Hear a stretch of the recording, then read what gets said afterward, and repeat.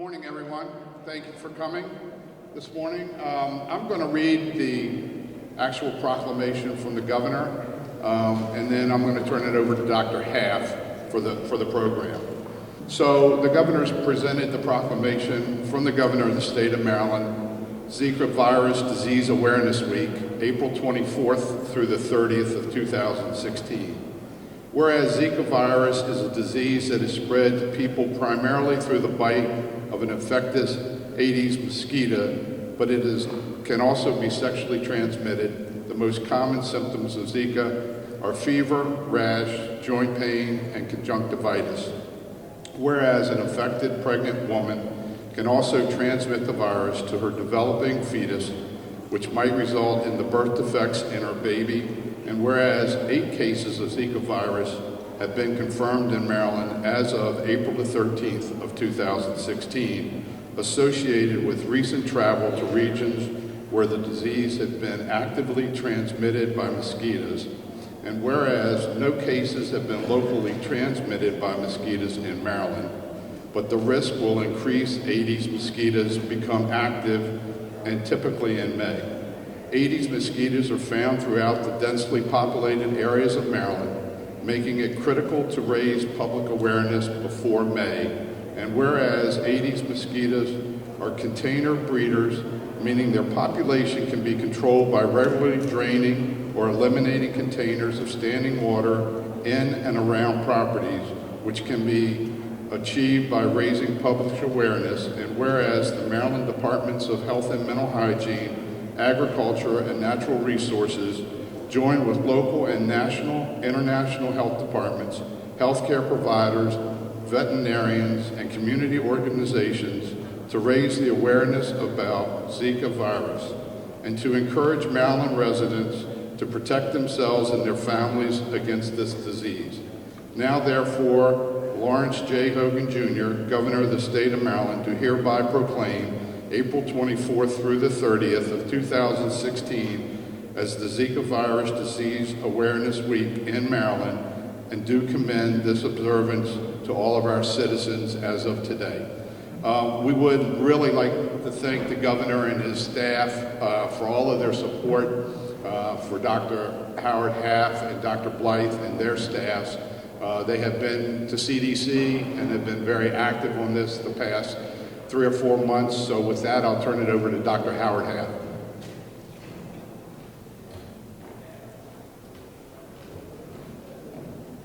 Thank you, Secretary Mitchell, and welcome to the Department of Health and Mental Hygiene Zika Town Hall meeting. I'm very glad that you're all here, and it's my hope today that we will be able to answer all of your questions. I'm, again, Howard Half, Deputy Secretary for Public Health Services, and I'd like to start by introducing our panel of subject matter experts. As you know, it's very important for everyone in our state, and beginning right with the folks in our department, to be well educated about Zika, because education about this disease really is the primary tool for dealing with this condition. So to begin with, let me introduce our subject matter experts. Beginning from my left, your right, would be Veronica Black, who is a Deputy Director for our Office of Preparedness and Response, Dr. David Blythe, who is our State Epidemiologist, Dr. Catherine Feldman, who is our State Veterinarian, Dan Schaumburger, who is Director of Mosquito Control Division at the Maryland Department of Agriculture, Elise Morazzo, who is the Director of our Maternal and Child Health Division, and Dr. Robert Myers, who is the Director of the State Public Health Lab.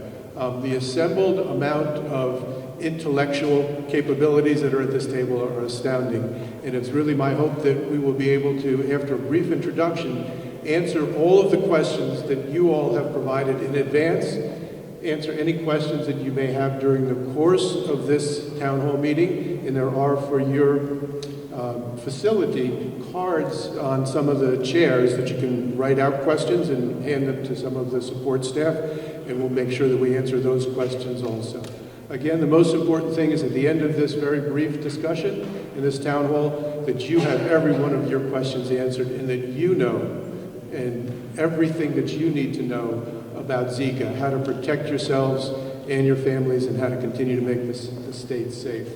Zika disease is a unique disease in the history of the world. There has never before been a condition that is a viral disease that is both transmitted by mosquitoes and sexually transmitted, and at the same time has a very negative adverse consequence of causing birth defects.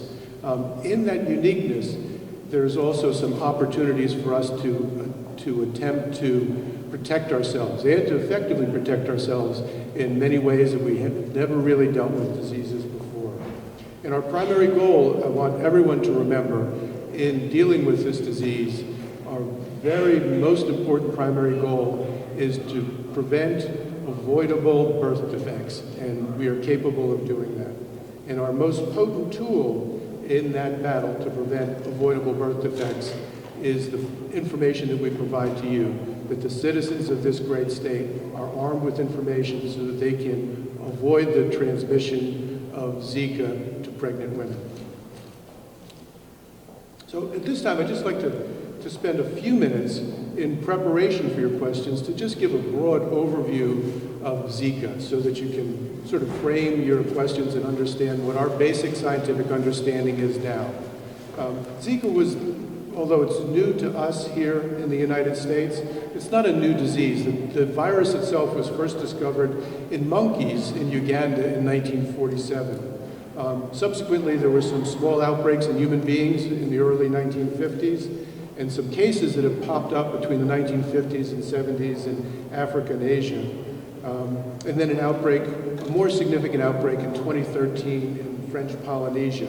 But it was really not until very recently, as we know, at the end of last year and the beginning of this year, where it really hit everyone's radar screen with a large outbreak in Brazil. And it's about that time we also recognized that it was not only a viral disease that was spread by mosquitoes, but also it had this negative consequence of causing birth defects.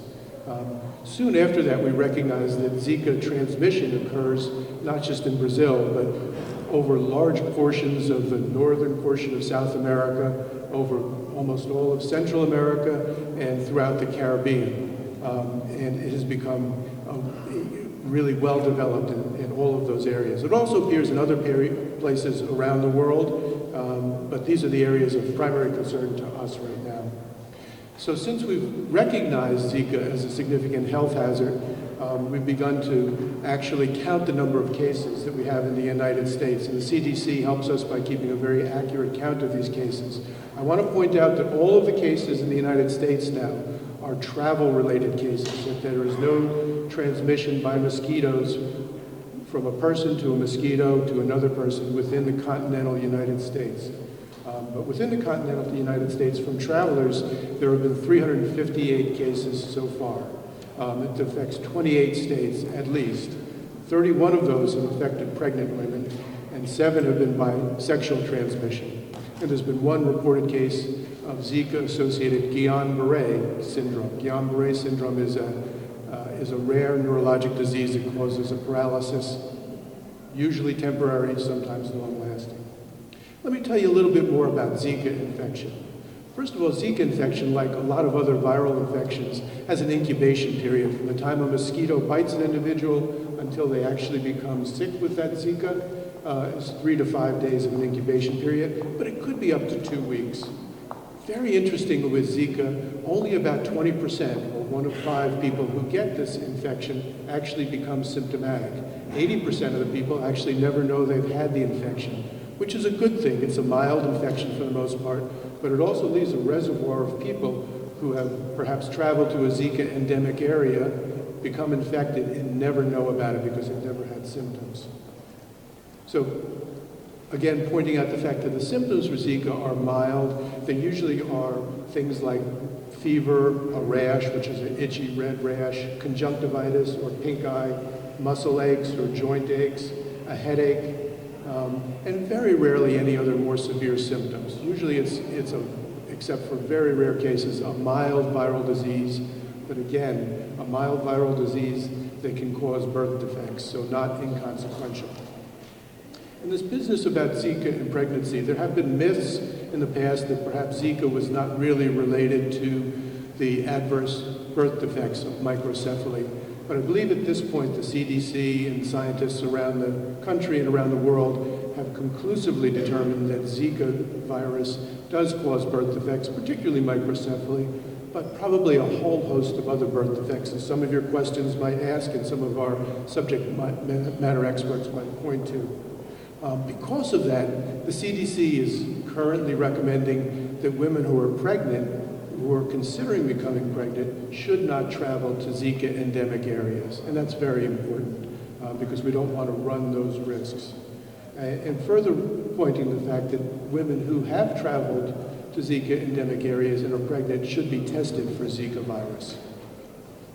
So as I said, Zika is a disease that's transmitted by mosquitoes primarily, but it can also be sexually transmitted. This is one of the nuances of this disease that makes it very unique and new to us in public health.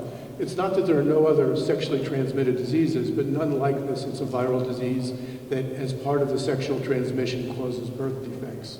But it can be transmitted also in other ways. It can be transmitted through blood transfusions. It has been isolated in breast milk and in urine. We're not clear whether that's a mode of transmission. It theoretically could be also transmitted from an organ donation from someone who's been infected with Zika and does an organ donation. But importantly, we've just come through an area, a period in time where we've been shocked by Ebola in West Africa and also in some isolated cases here. We've taken great precautions when we've come in contact with Ebola or threats of Ebola to wear special personal protective equipment, very thick and heavy and guarding kind of personal protective equipment. That's not the case with Zika. There is some personal protection that goes on with this that I'll highlight in a minute, but it's not anything like Ebola. There are tests for Zika. The CDC was very early on able to develop a test for acute Zika called the PCR test. And happily, in Maryland, we were one of the first labs in the country that was capable of doing not only the acute PCR test for Zika, but for the full spectrum of tests for Zika. And those tests are characterized by tests that can tell whether someone has an active viral infection going on, or tests that are done later in the disease to show, even after the virus has been cleared from an individual's body, that they still have evidence of having a past infection. More about that later. Testing is available at our Department of Health and Mental Hygiene lab. There are no commercial tests available yet, but those are in the pipeline in the future. Of course, everyone's concerned about what can we do about Zika. And I can tell you right now that there is no treatment for Zika. There is no vaccine, there is no antiviral or antibiotic medication that we can use for Zika.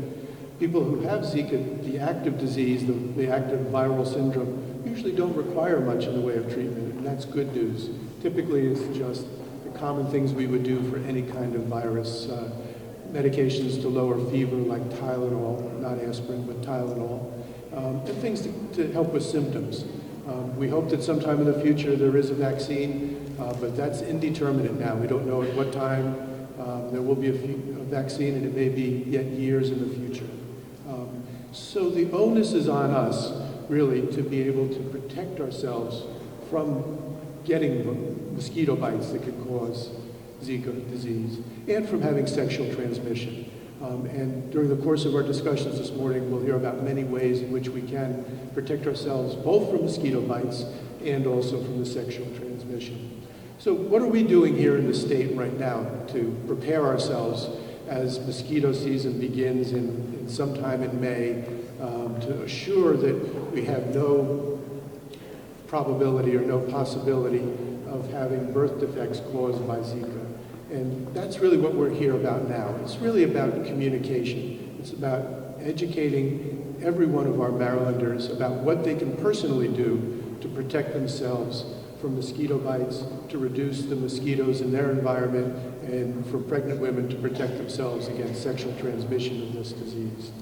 And we're going to be doing that beginning here, and then thanks to our governor, throughout the week of Zika awareness, every county in the state will be doing Zika awareness activities, town hall meetings, press, demonstrations to within each of the counties about how to reduce mosquito populations, and on, so that we want to make sure that over this period of the next several weeks, we give every opportunity to educate everyone. But it won't stop there. It'll continue for months and months. We're going to have, I think, a lot of work to do to make sure that everyone is well prepared and can prevent these avoidable birth defects. A big part of that will be the work that our partners at the Maryland Department of Agriculture do in terms of mosquito abatement around the state. But we'll also be arming our citizenry with kits that they will be able to use, everyone will be able to use, so that they personally can be protected. Let me show you what these kits look like. And we have now about 10,000 of these Zika prevention kits. And within each kit, there are kind of the cardinal things that you need to do to be really good at prevention. First thing is information. Information is the most potent tool that we have. Here's information about ways that individuals can protect themselves from mosquito bites, how they can rid their environments of mosquitoes, and also issues about sexual transmission. And as an example of some of those things, we include in the kits something you all have seen before, cough, a very critical part of the battle against mosquitoes and against Zika. We also have things called dunks, and these are things that kill the mosquito larvae. So as part of the program of reducing mosquitoes in backyards, as the governor pointed out in his proclamation, it's reducing the amount of standing water that you have in your backyards or in your environment, small amounts of standing water.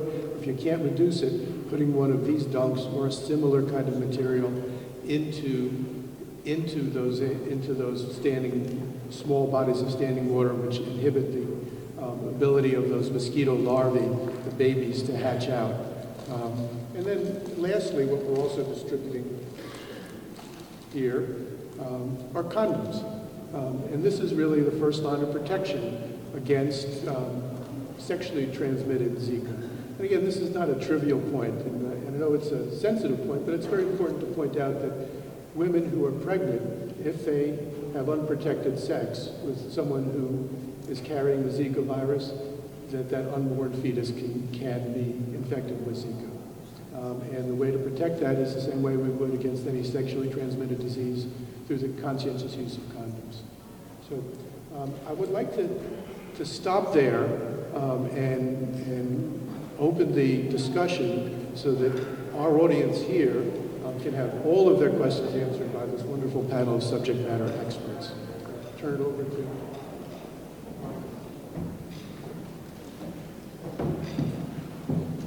Thank you, Dr. Huff. So we do have staff members out in the audience. If you would like to present questions to the panel, please wait until the mic comes to you and then you can present the question, please. So do we have any questions from the audience? Yes.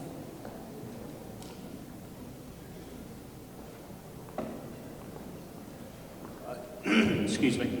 Just like to know if there's any special precautions we should consider for elderly people or chronically ill people.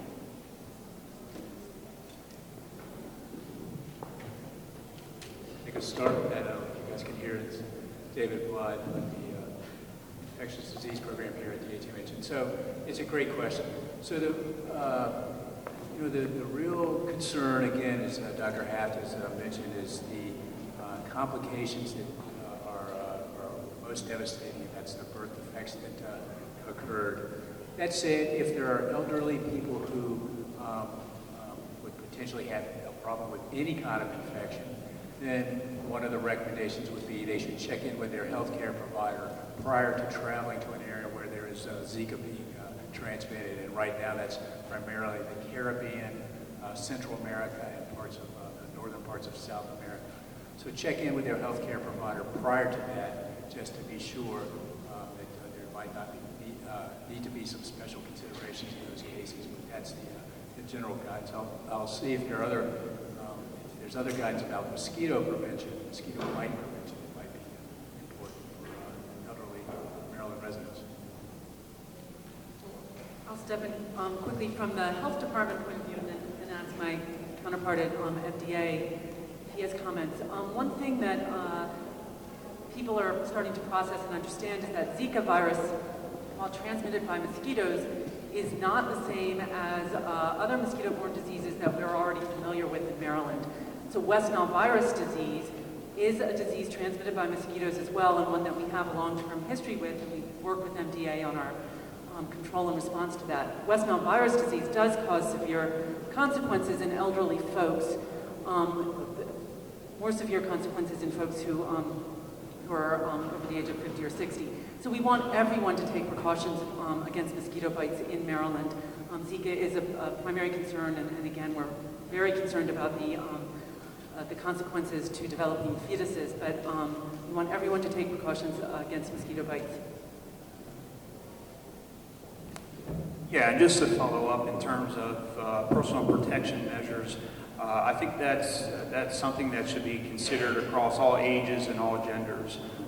It's really not specific to one age group. So the use of protective clothing, long, light-fitting, light-colored clothing during the summer months, and then repellents should be applied to all individuals when they're out in mosquito-type habitats. Any other questions? Questions.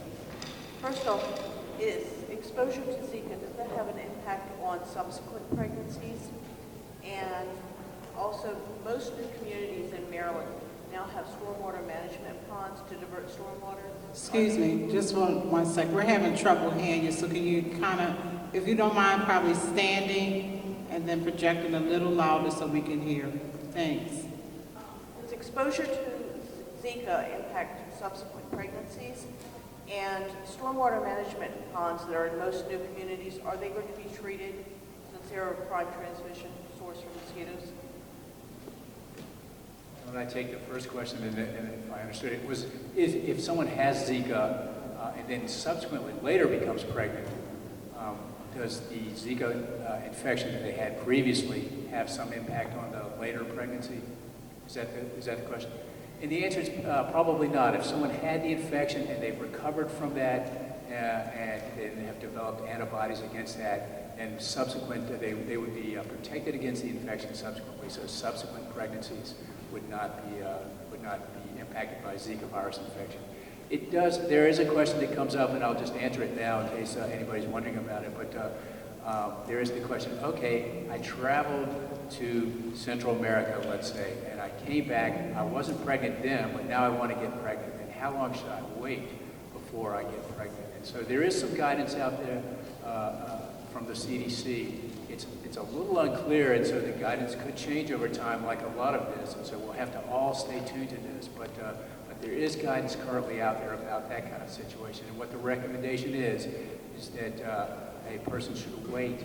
A woman who potentially traveled to an area where there is Zika transmission and who had symptoms should wait, or didn't have symptoms, should wait at least 8 weeks before attempting to become pregnant. And then if the male partner traveled, and if the male, this will be a little complicated, but I'll go ahead and say it anyway. If the male partner had symptoms, the recommendation is for him to wait 6 months until after those symptoms appeared before attempting to get pregnant. And then if he didn't have symptoms, to wait 8 weeks for that time. So, and that information's on our website. So if anybody has questions about that, we can direct people to the website. And I'm happy to discuss this further. But that's the general recommendation about that kind of a situation. In terms of mosquito control, Dan. Thank you. Yeah, the issue concerning stormwater management ponds is actually a great question. That's been one of the top questions we've been asked at the office. The bottom line is that the two mosquito vectors that transmit this disease do not complete their life cycle in stormwater management ponds. That is not the issue. The issue really comes down to artificial containers. This is where these mosquitoes breed. This is where these mosquitoes are found. Now, we do treat stormwater management ponds as a common practice simply because they produce other mosquito species that are more of a nuisance, or perhaps a West Nile virus type of mosquito. But in terms of Zika, natural wetlands, salt marsh areas, non-tidal wetlands in general are not sources for these two species. So I think, just to add to that, that's why the campaign would be to make sure that you empty out receptacles on your property, make sure that there isn't standing water, because these are the areas that they breed. So there was a next question. Hi, are pregnant women and their unborn children at risk for the illnesses throughout the entire pregnancy and its devastating effects, or is it just a certain time frame that exposure can occur and have a problem? I'll start, and then Elise Barraza can so it's a great question, and it's not, the answers are not entirely in yet, but it does look like there is potentially risk throughout the pregnancy. It's probably the case that that risk is greatest early in the pregnancy and is reduced later in the pregnancy. But there is some potential risk throughout the pregnancy, so that's, and more, I'm sure more information will come in on that as we learn more about this new phenomenon. But Elise.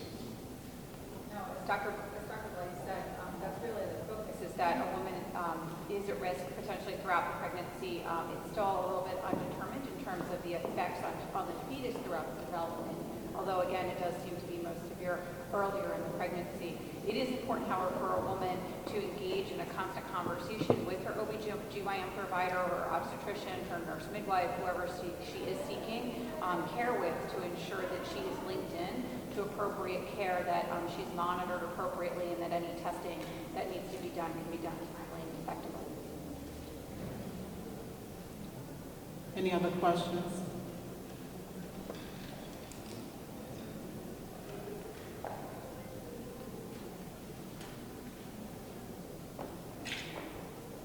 I am a little bit confused. We do have, like in West Africa, we have the Anopheles mosquito that carries the malaria parasite. And then we also have in some areas in West Africa that we have the Culex mosquito. So I'm a little bit confused because we don't want to increase the fears of people in Maryland. But what are those mosquitoes that actually carry the Zika virus in Maryland? So we don't drive people crazy, going all over the place and, thinking that every mosquito bite that they should worry about the Zika virus. Just to give you a little bit of background in terms of the mosquito presence in Maryland, we currently have 60 different species of mosquito in the state. Now, they all have their unique habits and choice of bud meals. The two that are going to drive the Zika transmission are going to be Aedes albopictus, which is a container mosquito, and then Aedes aegypti.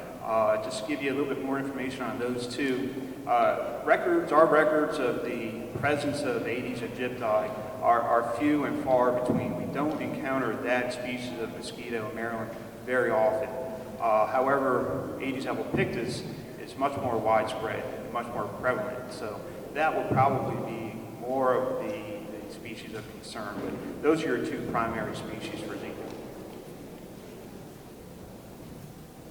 Is there another question from the audience? Monica, I'll continue on that. If I could just continue a little bit further on the mosquito discussion, because you pointed out that malaria is also transmitted by mosquitoes. And so it is important to understand that different mosquitoes transmit different diseases. And so we do have this history here in Maryland of working with our mosquito control partners on arboviral disease. These are diseases transmitted by mosquitoes, on preventing these diseases. And most recently, our efforts have been on West Nile virus. You mentioned the Culex mosquito, and that's yet again another mosquito. And so our focus for West Nile virus has been on Culex. Now we need to shift for Zika to these Aedes mosquitoes. So we have a nice program in place, good partnerships, good mechanisms. We are having to tweak that and redirect that a bit to address the Aedes mosquitoes that Mr. Schamberger just talked about.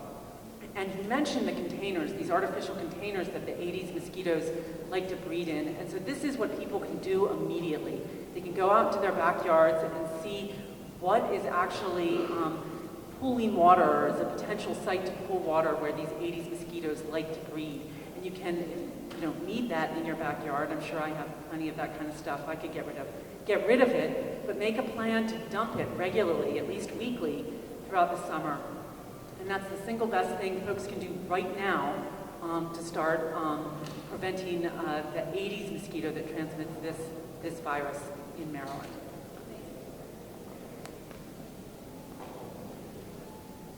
Two questions up front. This one behind you. Jess. The question is, if there's 60 different species of mosquitoes, what is the prevalence of the Aedes in comparison to the rest of the mosquito population? We could have a very long discussion on that. The bottom line is that these 60 species of mosquitoes all have their unique niche, where they're found in the habitat, where they lay their eggs. Geographical distribution is important across the state of Maryland, across our different physiological zones that we have. So that being said, these two mosquitoes that we're talking about, Aedes aegypti and Aedes albopictus, Aedes albopictus is geographically very widespread throughout the state of Maryland and other states as well. It's considered a peri-domestic mosquito, which means that it is it tolerates and inhabits areas in and around people's homes. It's adapted to that kind of lifestyle. And as has been mentioned, it breeds strictly in these artificial containers, and we provide them a wealth of areas to lay eggs in and among our homes. So if there are containers and they are holding water longer than 7 days, it is very likely that you have the potential to produce Aedes albopictus across the state of Maryland. Another comment on that. One thing that wasn't mentioned, we have 60 different mosquitoes. They like to feed on different animals, and so not all of those mosquitoes will bite humans, but albopictus readily will, Aedes albopictus will readily bite humans, and Aedes aegypti primarily bites humans. So not all mosquitoes bite humans to the same degree. So that's really important. I'd like to just mention a few other key differences with West Nile virus, because a lot of us are used to the messages about West Nile virus. And so this disease is really a disease of humans. And so West Nile virus, I think people might remember birds falling out of the sky, quite literally, crows and other birds dropping out of the sky. That's because the disease is actually a disease of wildlife. And so the way we detect Zika virus is a little different than how we would detect West Nile virus. For West Nile virus, we can actually test birds in the environment. We can actually test mosquitoes for the West Nile virus. Because this is a disease of humans, mosquitoes transmit it, but they're not going to be reservoirs and pick it up from anything but humans. And the best way to detect Zika virus then is to detect it in humans. So part of our response is to understand where Aedes is, just to get to your question how prevalent it is, to understand where this mosquito is across the state, but not necessarily to look for a virus in the mosquito, rather to understand the risk presented by the presence of these mosquitoes and respond to that. Another important difference is the Aedes mosquitoes will bite very much during the daytime. And so if you go outside in the middle of the day, you can get these mosquitoes just landing on you and really happy that you're in their environment so they can take a blood meal. Whereas the West Nile virus mosquitoes are more dusk and dawn type of mosquitoes. And so we have to expand our mosquito prevention behaviors to the whole day to prevent bites from both species, both kinds of mosquitoes.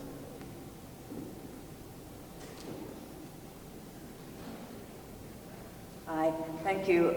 So two quick questions. One, will you all be developing something analogous to the H1N1 4-pillar model that was very helpful to those of us on the ground in public health, namely the communication, surveillance, mitigation, and obviously not yet, but when it comes the vaccine portion? Is that in the works, being developed by CDC or HHS or both?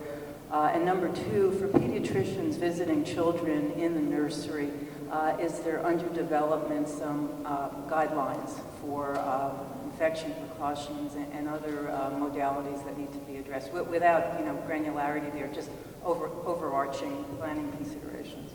So I'll start off with the general question about plans. So there is we are in the process of completing a Zika response CONUPS plan that will be made available. And with that, of course, we'll give you some guidance on response and other areas as we are dealing with the Zika virus in Maryland. And then the other part, I'll let Dr. Haff answer. So I guess I'm part of the question, but I do want to really emphasize that communication is key in terms of control. Communication, particularly in engaging the public in their complete understanding of the implications of Zika in terms of the birth defects, but also in the public's responsibility to be aware that they do have things within their reach that can prevent mosquito bites by controlling their environment and by protecting themselves. And also being aware that when they do travel, that if they have any signs or symptoms of infection, that they need to alert their healthcare providers that they have traveled to areas that are endemic with Zika. So a lot of this really has to do, as you suggest, with good communications. And we certainly will do that. We'll continue. We have a very, I think, well-developed program in the Department of Health and Mental Hygiene, together with our other departmental partners, to respond to outbreaks should they occur more than with travelers. And we'll continue to develop that as additional scientific and logistical information is in our hands.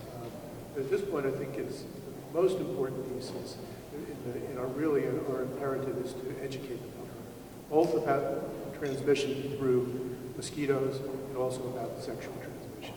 On the newborn nursery answer, I'm going to pass that on to one of my colleagues. I'll just add that there is guidance out, guidance developed by CDC for both the pediatrics and handling children who might have Zika virus or who are potentially exposed to Zika virus, as well as information guidance related to handling pregnant women who are infected or potentially exposed to Zika virus. And that guidance is from CDC. But we look to work with groups like ACOG, like the American Academy. And people from other nationalities, if you're having a party.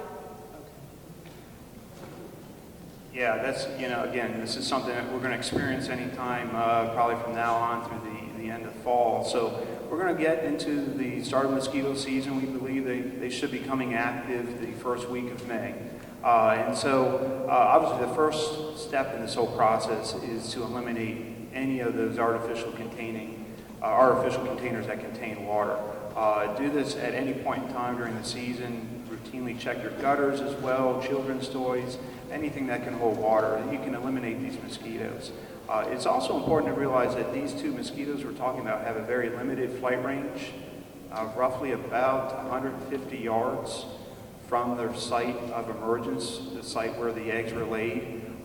Generally then, if you're experiencing infestations of these two these two vector mosquitoes, they're coming from an area very close to your property. It could be on your property, it could be within the 150-yard radius. So it's always good then to talk to your neighbors as well and encourage them to dump and empty their containers. The next step would then be to use some sort of repellent. There are several good repellents that work. The DEEP products seem to be the most effective and long-lasting repellent. They're widely available as well. Other repellents include products that contain picaridin as an active ingredient.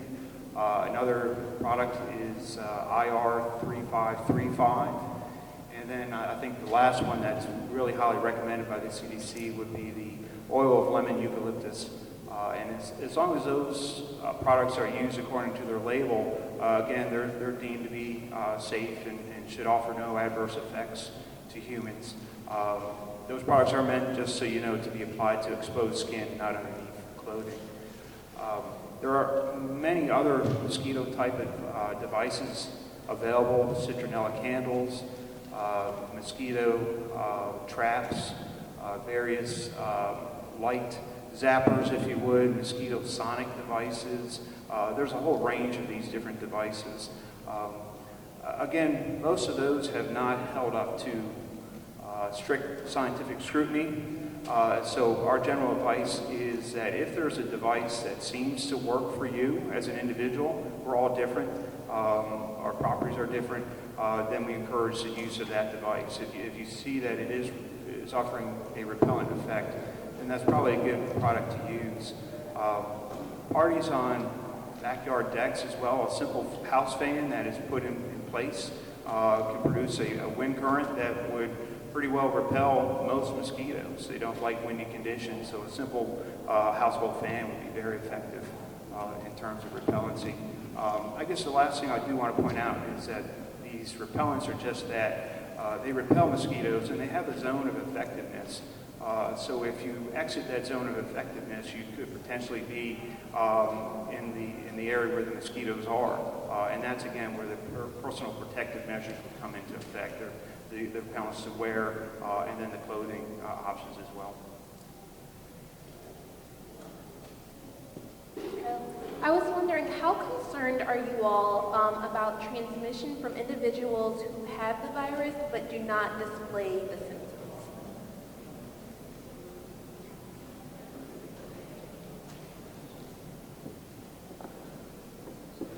First part of the question was, how concerned are we about the possibility of transmission from people who don't have symptoms but who might have the virus infection?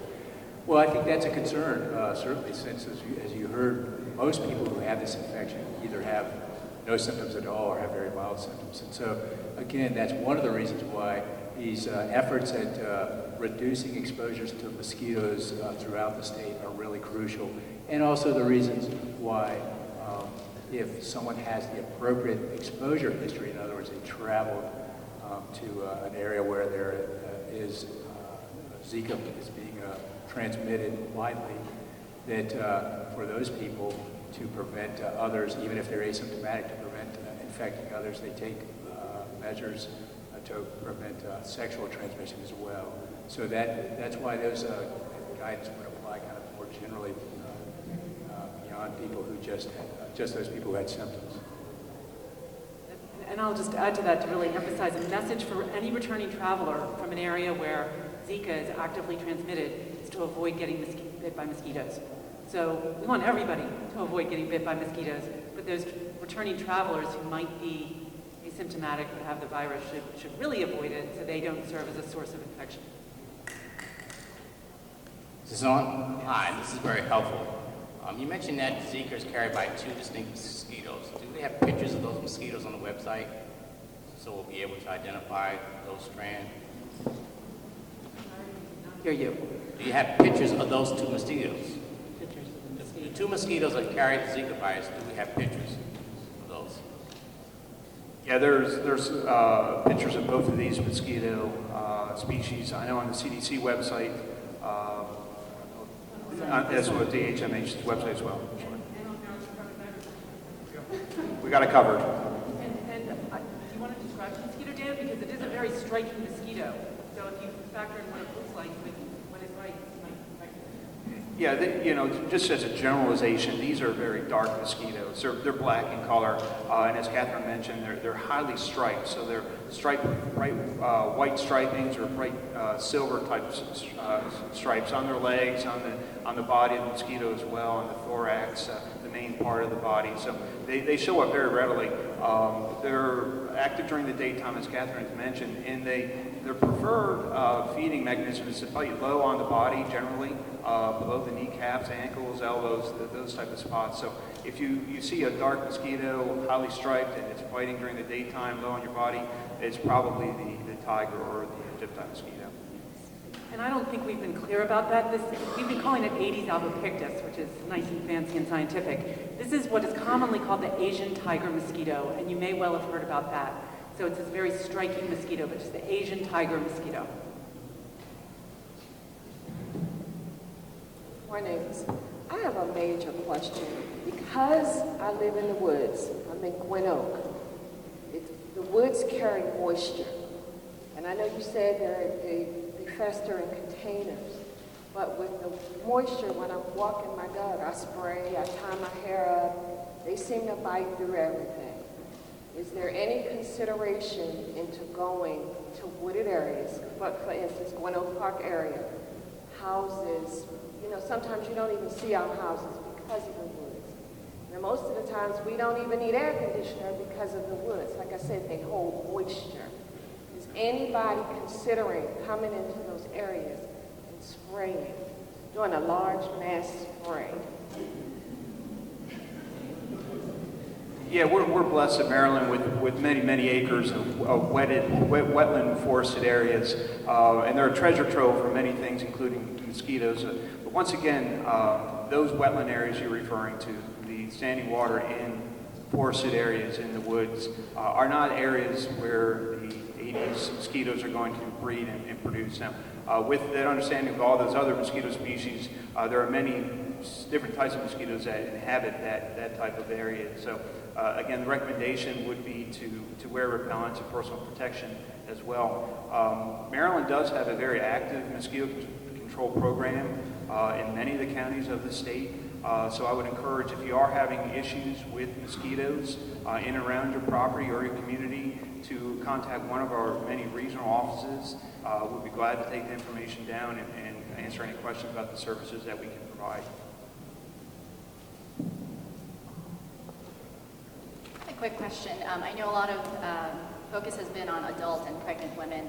Is there any sort of data on pediatric Zika infected patients and or neurological effects it might have on very young children from Zika endemic areas?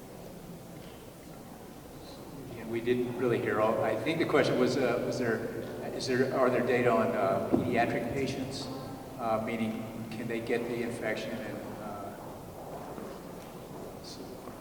Or any neurological, lasting neurological effects from pediatric patients? So, first of all, anyone of any age can get this infection. So children can get this infection and in fact do and have been documented to have Zika infection.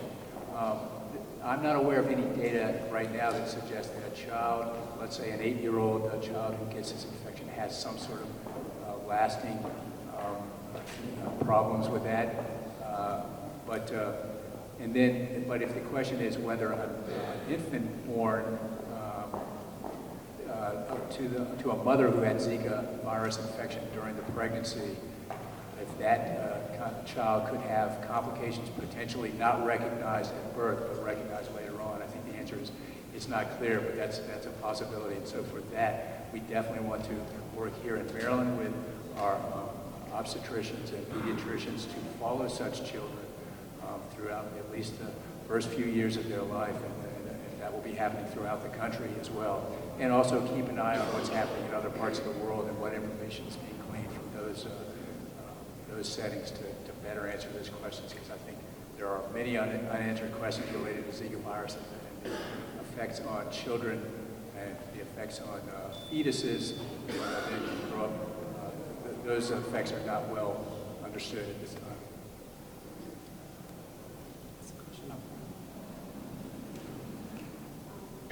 Which Caribbean countries at this moment are having the highest occurrence of Zika infection?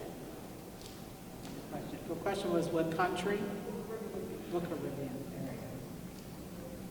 Right now it's kind of throughout the Caribbean and Central America, and so I'd really make the assumption that any of those countries in the Caribbean, any countries in Central America could have Zika virus transmission, ongoing Zika virus transmission at this time.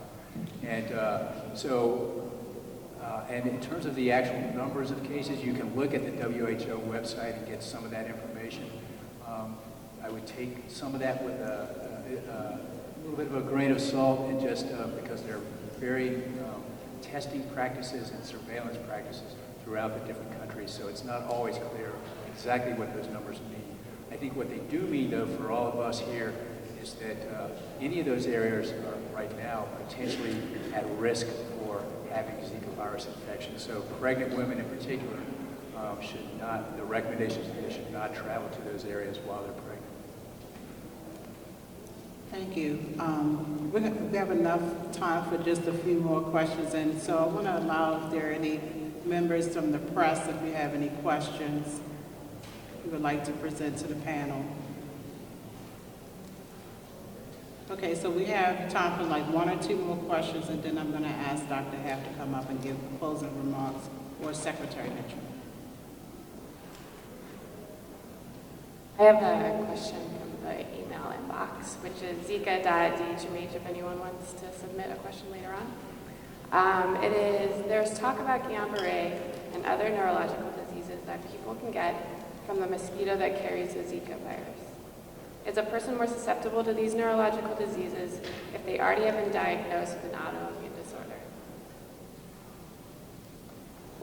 Take a shot at that, and I didn't hear it entirely, I'm sorry, Jessica, but if people have already had, for example, Guillain-Barré syndrome, are they more at risk for getting that with Zika virus infection? Let me read it again. Okay. There's talk about Guillain-Barré and other neurological diseases that people can get from the mosquito that carries Zika. Is a person more susceptible to these neurological diseases if they have already been diagnosed with an autoimmune disorder? I think it's two. So are they more susceptible if they Already had autoimmune disorder or something like that? I don't know that they're any more susceptible to getting the infection. In fact, I think that they're probably not. And Guillain-Barré syndrome, again, one of the many things that we're learning a lot more about with Zika virus infection, but it is a very rare complication of Zika virus infection. So right now, at least based on some of the previous outbreaks, the data suggests that it only occurs maybe one or so out of every 1,000 cases of Zika virus infection. So we've had 8 in Maryland identified so far. So 1 out of 1,000 people might have this complication, Guillain-Barré syndrome. So that complication is very rare to begin with. But what I would say is that if someone has had in the past some sort of neurologic condition, including Guillain-Barré, that they would check in with their healthcare provider before they travel to a place that might have ongoing Zika virus transmission, just to be sure that there aren't any special additional precautions that someone like that should take. Secretary Mitchell. Yeah, I'm just saying to see Dr. Meyer sitting there all by himself. And he does such a great job for the state and for the country. Maybe you can take a minute to say why were we prepared and why were you able to be one of the first in the country in order to have the test, and how long is the test?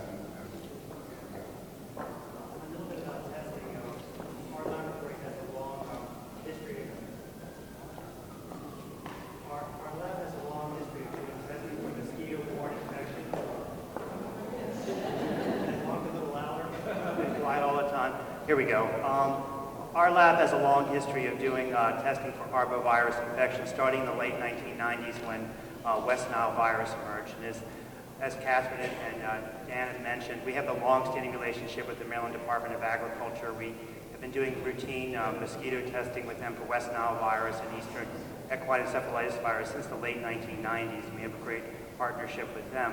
But because this laboratory infrastructure was existing, tests for West Nile, tests for Eastern equine encephalitis, it was a relatively easy transition for our labs to quickly get the procedures from the Centers for Disease Control, have scientists who have a lot of experience running the two techniques, the IgM ELISA test and the PCR test, and quickly validate and get those tests up and running. The PCR test, as was mentioned, is good for detecting the virus early in the course of the infection, usually the first days or weeks after someone's infected. You can find evidence of virus in their body fluids, like their blood or their urine, for example. To date, we tested over 180 specimens, and we found blood and or urine from 5 individuals who had evidence of Zika virus RNA present, which is the nucleic acid virus in their blood or urine.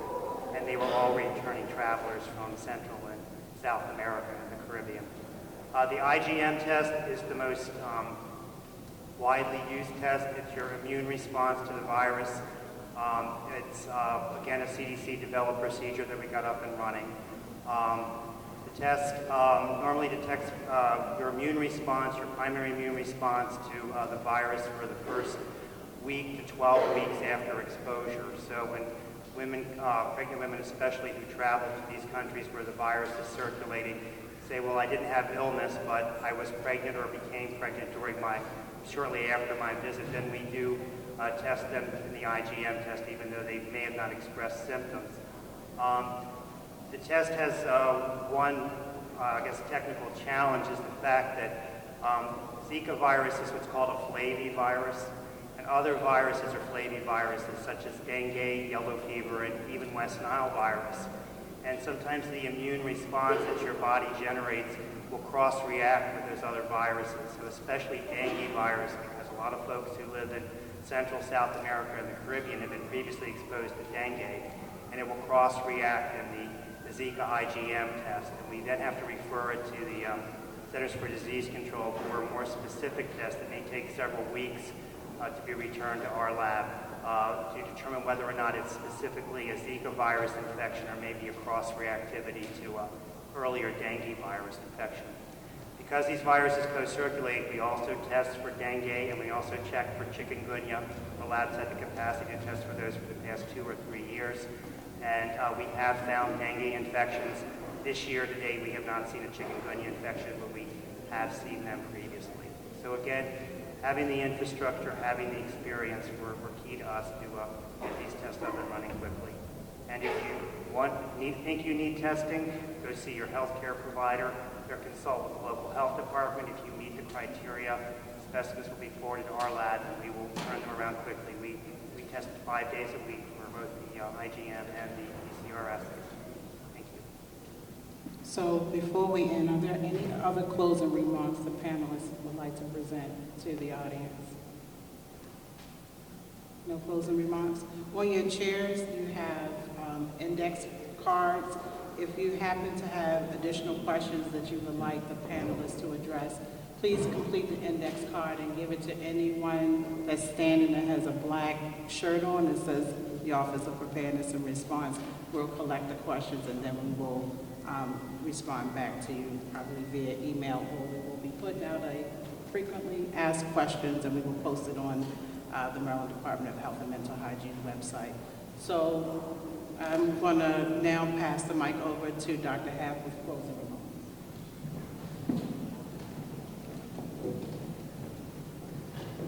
Thank you, Veronica.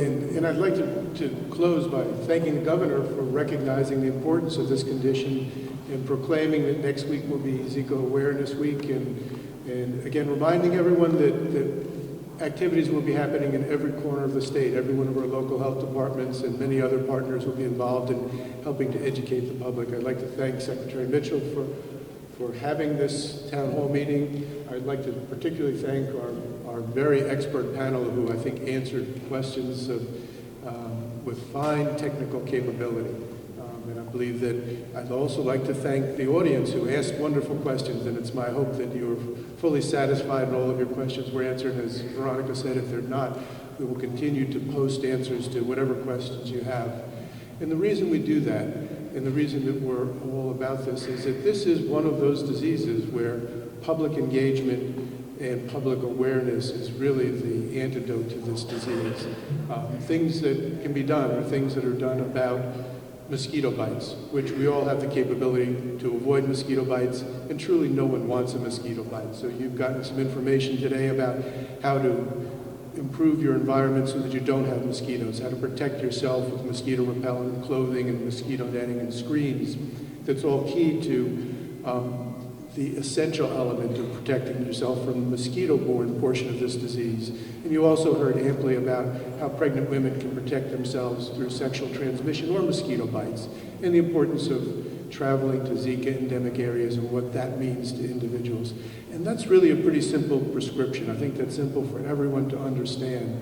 There's a lot of scientific horsepower that goes behind the testing and the logistics and the other pieces that the state will do, and all of the partners at every department in the state, and particularly our colleagues who are out in the local health departments and our community providers, our obstetricians, our gynecologists, our family practice doctors, our primary care providers, and others who will be testing people for Zika and providing them additional information. So it really is a point in time now where we can prevent a great deal of harm to unborn children in this state, and that's what this is all about. So I look forward to you spreading the word, and thank you all for being here today.